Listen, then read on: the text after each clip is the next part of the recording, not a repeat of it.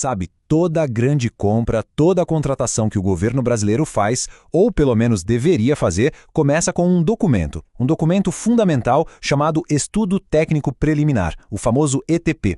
Vamos entender juntos por que ele é o verdadeiro alicerce do planejamento e, claro, por que às vezes as coisas não saem como deveriam. Vamos começar com uma pergunta que com certeza muita gente já se fez. Por que a gente vê tanta notícia de obra que para no meio, de sistema de computador que não funciona ou de serviços públicos que simplesmente não resolvem o problema da população? Pois é, na maioria das vezes, a raiz do problema não está lá na execução, na obra em si. O erro acontece muito antes. Acontece pela falta de um planejamento bem feito, de uma análise séria antes mesmo de bater o martelo sobre o que comprar ou quem contratar. E quando o planejamento é deixado de lado, o que sobra é o improviso. E olha, no setor público, improvisar custa muito, mas muito caro. Na prática, o que a gente vê é dinheiro público indo pelo ralo em soluções que não servem, projetos que se arrastam por anos a fio e, no final das contas, não resolvem o problema real da sociedade. Exatamente por isso que órgãos de controle como o Tribunal de Contas da União, o TCU, batem tanto na tecla da gestão de riscos desde o comecinho de tudo. Para combater essa cultura do improviso, a lei criou uma ferramenta oficial, um verdadeiro plano mestre para qualquer contratação, o Estudo Técnico Preliminar. Se a gente olhar a definição que está na nova lei de licitações, tem uma parte que é a mais importante de todas. Ele precisa identificar a melhor solução, percebe? Não é qualquer solução, não é a primeira que aparece. É a melhor depois de uma análise bem criteriosa. A melhor forma de entender o EDTP é pensar na planta de uma casa. Ninguém, em sã consciência, começaria a subir as paredes sem saber onde vai ficar o quarto, a cozinha, onde vão passar os canos. Seria um desastre, né? O EDTP é exatamente essa planta para a contratação pública. Ele garante que todo mundo envolvido saiba o que precisa ser feito, por que precisa ser feito e, talvez o mais importante, se aquilo é mesmo viável.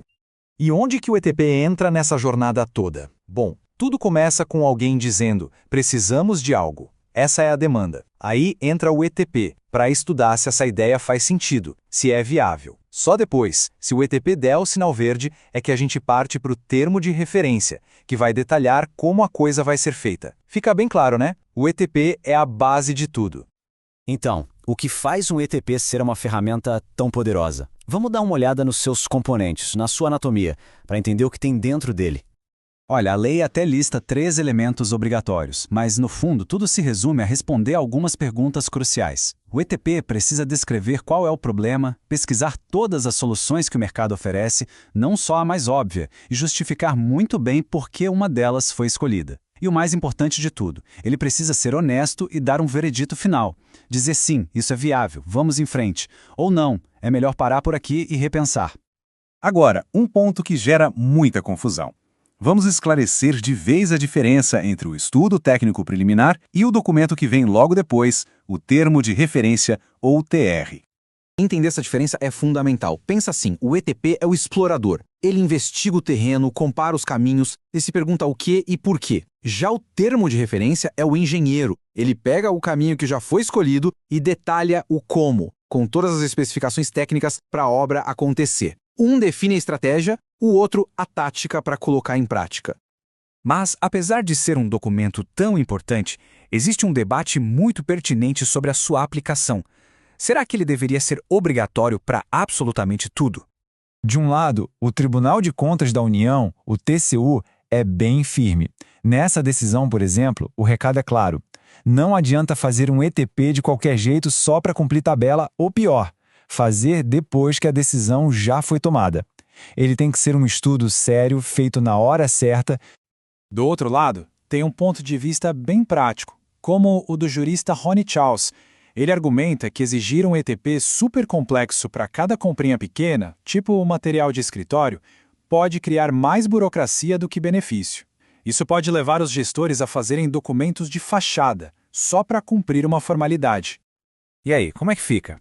Bom, a regra geral hoje é que o ETP é obrigatório, sim. Só que a própria lei e as regulamentações entendem que a vida real tem suas nuances. Para casos de emergência, compras de valor muito baixo ou para coisas que já são padronizadas, o estudo pode ser dispensado ou bem simplificado, mas sempre com uma boa justificativa. É a busca do bom senso, do equilíbrio. E tudo isso nos leva à grande questão. ao dilema central dessa discussão. O ETP é uma ferramenta de planejamento inteligente ou é só mais um passo na burocracia? No final das contas, a resposta é que, quando ele é bem utilizado, um ETP é muito mais do que um monte de papel. Ele é um pilar da boa governança. Ele garante que o dinheiro público seja usado para resolver problemas de verdade, de forma transparente e eficiente. Resumindo, não é burocracia, é inteligência aplicada na gestão pública. E a gente encerra com essa provocação para todo mundo pensar. O grande desafio de hoje e de sempre é achar o ponto de equilíbrio. Como é que se consegue usar ferramentas como o ETP para garantir um planejamento forte, robusto, sem criar uma burocracia que engesse e paralise a agilidade que a administração pública também precisa ter? Essa é a pergunta que bons gestores públicos tentam responder todos os dias.